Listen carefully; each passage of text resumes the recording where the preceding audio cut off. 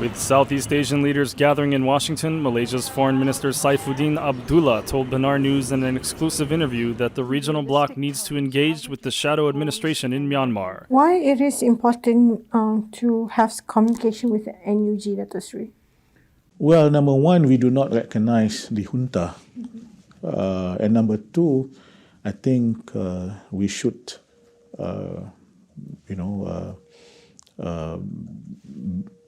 recognize the fact that NUG was the most immediate, is that the way to say it? the most recent elected government by the people of Myanmar. And if there is anything, at least I think we should, give that kind of moral support to the people of Myanmar who, through a lot of challenges, have gone to the election and chose a government in a democratic way. Will you be meeting with the NUG foreign minister here? I have met the NUG foreign minister before this. That is before the last retreat of the foreign ministers. That was through video conferencing, and I'll be meeting her face-to-face on the 14th. Here. Morning. Saifuddin was speaking after talks with ASEAN foreign ministers on the eve of a summit between U.S. President Joe Biden and leaders from Southeast Asia. He expressed frustration about the slow progress of ASEAN's efforts to mediate a resolution to the crisis in Myanmar. That country has been racked by conflict since a military coup last year.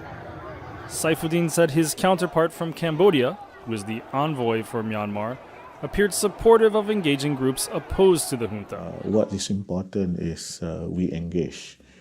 I thought the ASEAN Chair Special Envoy, in his concluding remark, I thought I can't speak on his behalf, but I thought he, in some ways, welcomed the idea of engaging the NUG, the NUCC, and the other stakeholders. Yeah. The United States has not invited Myanmar junta leader Min Aung Hlaing to attend this week's summit, but Saifuddin said the shadow national unity government would not take the place of the junta either. He said the U.S. could play a useful role on Myanmar. I think number one is, of course, pressure on Naypyidaw from the U.S. probably can help. But more specifically is on the refugees and the internally displaced person. And this is in relation to the works of the people on the humanitarian assistance. I'm sure the US can play a role in the funding of the humanitarian aids, but I also understand that the US would want to see that it is done in the most transparent manner, and that's also the reason why I was alluding to the point that besides the junta, we must ensure there is sufficient international participation, either from the UN bodies like the OSHA, but also from even from ASEAN member states through their civil society organizations.